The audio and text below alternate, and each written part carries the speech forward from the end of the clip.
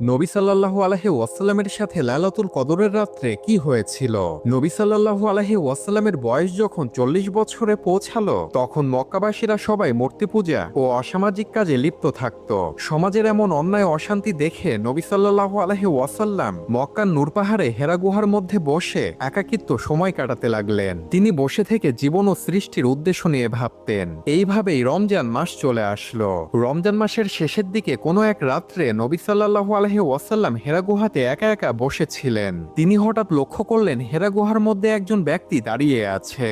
নবী সাল্লাল্লাহু আলাইহি ওয়াসাল্লাম সে ব্যক্তিকে দেখে চমকে গেলেন এবং ব্যক্তিটি কাছে এসে বলল, ইকরা, পড়ো তোমার প্রভুর নামে। তখন নবী সাল্লাল্লাহু আলাইহি ওয়াসাল্লাম বললেন, আমি তো পড়তে পারি না। তখন সে ব্যক্তিটি নবী সাল্লাল্লাহু আলাইহি ওয়াসাল্লামকে শক্ত করে জড়িয়ে ধরলেন এবং ছেড়ে দিলেন। ছেড়ে দিয়ে আবারও বললেন, ইকরা। নবী সাল্লাল্লাহু আলাইহি ওয়াসাল্লাম আবারও বললেন, আমি তো পড়তে জানি না।